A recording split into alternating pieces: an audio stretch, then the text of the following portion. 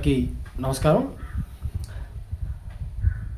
మన పక్క దేశాల్లో ఒకటైనటువంటి నేపాల్ దేశంలో యువత గత కొన్ని రోజులుగా కొంతకాలంగా అవినీతి మీద, అక్కడ జరుగుతున్నటువంటి అవినీతి మీద వాళ్ళు ఉద్యమం చేస్తున్నారు. అక్కడ ప్రధానికి ఏదైతే కేపీ శర్మ గారి మీద వ్యతిరేకంగా అక్కడ వారు ఉద్యమం చేస్తున్నారు. వారు ఏమంటున్నారో ఒకసారి వాళ్ళ మాటల్లో విందాం. Well, youth are here celebrating their victory. They're celebrating a victory against corruption, a victory against KP Sharma Oli, and a victory of resilience and the kind of support that they've got from thousands and thousands of youth of Nepal. अब जब KP Sharma Oli भाग गए हैं यहाँ से, आपको क्या लगता है किस तरीके का नेता यहाँ पर होना चाहिए? मोदी जैसा यहाँ पे होना चाहिए. वो इंडिया का मोदी है ना, मोदी जैसा सरकार होता तो यहाँ पे पूरा थोड़ा कुछ आगे जाता. नेपाल भी कई देशों ने जान लेते. अब हमें हमें केपी ओली नहीं चाहिए. केपी ओली जहाँ पे है ना उसको मार डालेंगे. वो दुबई गया है, दुबई में भी लड़के लोग है यहाँ का नेपाल का, उसको मर्डर ही कर देंगे. मर्डर करेंगे तब मैटर यहाँ पे वो हो जाएगा. वो उसने प्रधानमंत्री का वो रिजाइन दे दिया.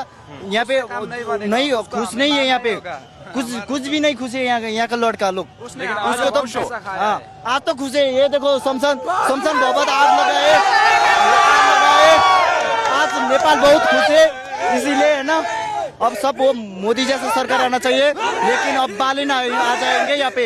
बालिन को Well, there are celebrations clearly outside. Thousands of people coming together, youth coming together. They're saying they need a prime minister exactly like Narendra Modi for their progress, for their development.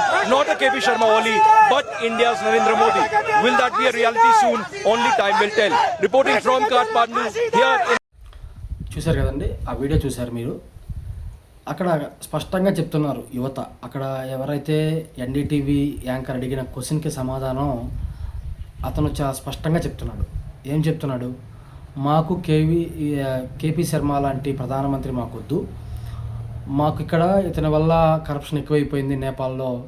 మాకు ప్రధానమంత్రిగా మోదీ గారి లాంటి ప్రధానమంత్రి కావాలి. కుదిరితే మోదీ గారే మాకు ప్రధానిగా కావాలని చెప్పేసి అక్కడ యువత ఎవరైతే ఉన్నారో మాట్లాడుతున్నారు.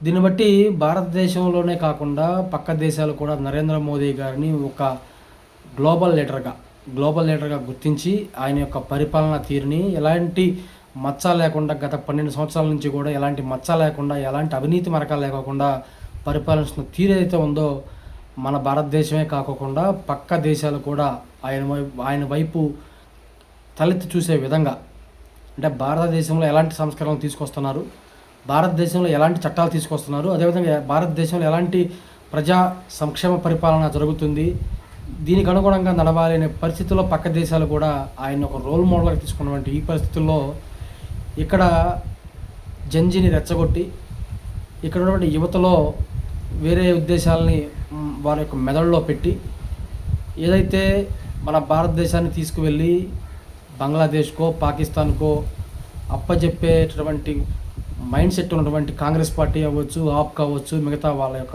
పార్టీలు మొత్తం కూడా ఉన్నాయి. వీళ్ళందరూ కూడా కళ్ళు తెరిచి చూడండి. నరేంద్ర మోదీ గారిని మీరు ఎంత వ్యతిరేకించినా, నరేంద్ర మోడీ గారి మీద మీరు ఎంత దుష్ప్రచారం చేసినా సరే, ఈ రోజున మన భారతదేశంలో ఉన్నటువంటి జనరేషన్ జెడ్ యువత, అదేవిధంగా పక్క దేశాల్లో ఉన్నటువంటి యువత కూడా నరేంద్ర మోదీ గారి యొక్క పరిపాలనను, నరేంద్ర మోడీ గారి యొక్క విజనరీని, ఆయన యొక్క పరిపాలన విధానాన్ని మెచ్చుకుని మాకు ఆయన లాంటి ప్రధానమంత్రి కావాలి అని పక్క దేశాలే ఒక జాతీయ మీడియాలో మాట్లాడే పరిస్థితి ఏదైతే ఉందో అది ఒక నరేంద్ర మోడీ గారికే దక్కుతుంది అని తెలియజేసుకుంటూ అందరికీ నమస్కారం. జై హింద్, జై భారత్.